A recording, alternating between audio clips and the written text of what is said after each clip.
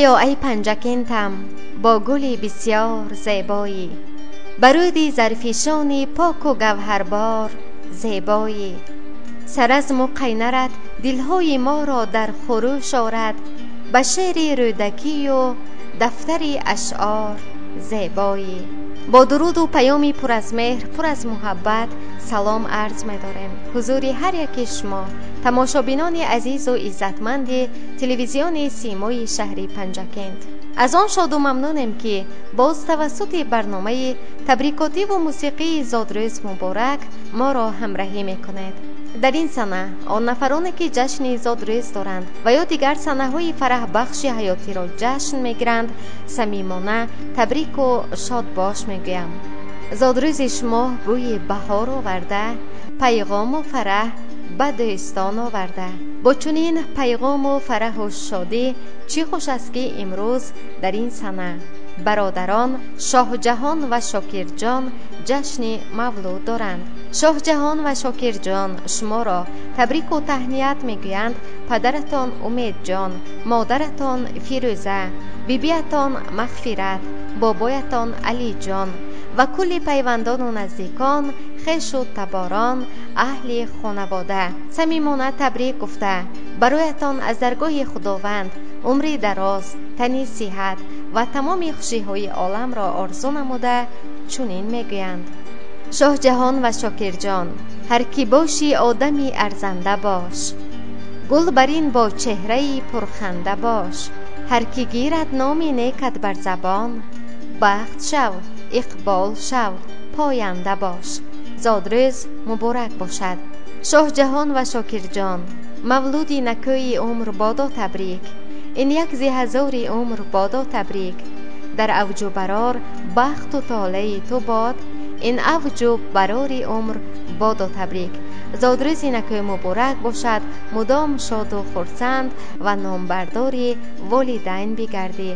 جان و دل من فدای نام پسرم، شهد دو جهان شود به کام پسرم. هرچند مقام من نگردید بلند، تا عرش رسان خدا مقام پسرم میگویند پدرشان. و باز هم میگویند این سنه فرح بخش برای فرزندان برومند خاندانشان شاه جهان و شاکر جان مبارک باشد. پسرهای عزیزم شاه جهان و شاکر جان، عرضی من این است که در صحنه عمر خوش روز و خوش اقبال و خوشنده شوی.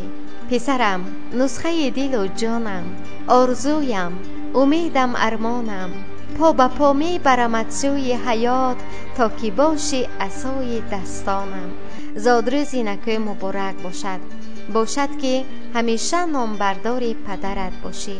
و باز هم میگویند شاه جهان و شاکر جان هر صبح تو را صفا رساند، هم دولتی به بها رساند. در روزی تولدت پسرهایم صد بار دیگر خدا رساند. زادروزی نکوی مبارک باشد.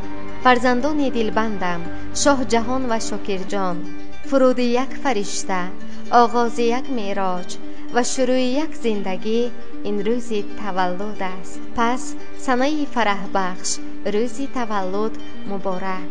و برای باز هم خوش و رنگین گذشتن این شام زادروزی ترانه درخواست نمودند این لحظه تقدیمتان میگردد، پذیرا باشد.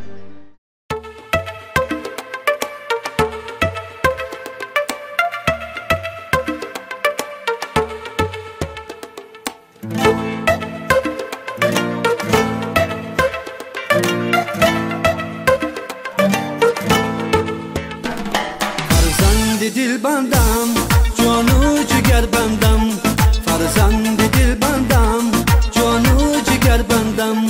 هر لحظه در این خانه من با تو خرسندم، هر لحظه در این خانه من با تو خرسندم.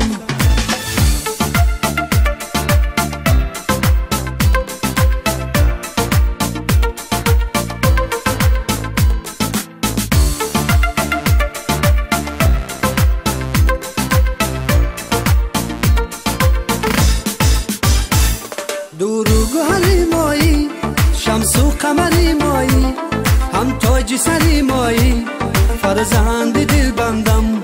دور و گوهری مایی شمس و قمری مای هم تاج سری مای فرزند دل بندم فرزند دل بندم جان و جگر بندم فرزند دل بندم جان و جگر بندم هر لحظه در این خانه من با تو خرسندم هر لحظه در این خانه من با تو خرسندم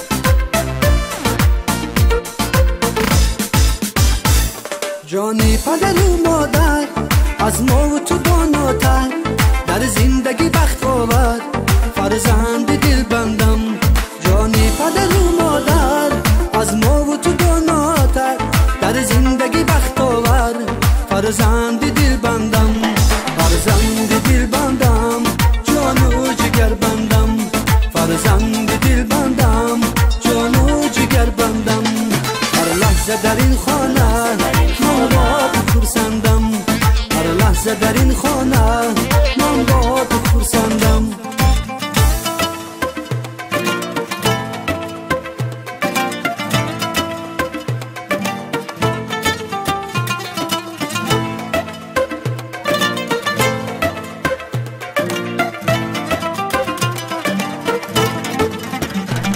فرزند دل بندم جان و جگر بندم فرزند دل بندم جان و جگر بندم هر لحظه در این خانه من با تو خرسندم هر لحظه در این خانه من با تو خرسندم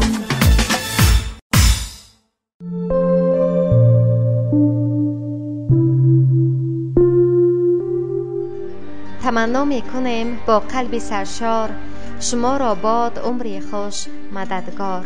شاه جهان و شاکر جان، باری دیگر زادروزی نکه برایتان مبارک باشد. در سیمای شما برای کل آنهایی که امروز در این سنه فرح بخش مولودی عمر دارند و یا دیگر سنه های فرح بخش را جشن میگیرند، صدقاً تبریک و شاد باش میگوییم. آرزومندی آنیم که در فضای خاندانتان شادی باشد، سرور و شادمانی ها باشد.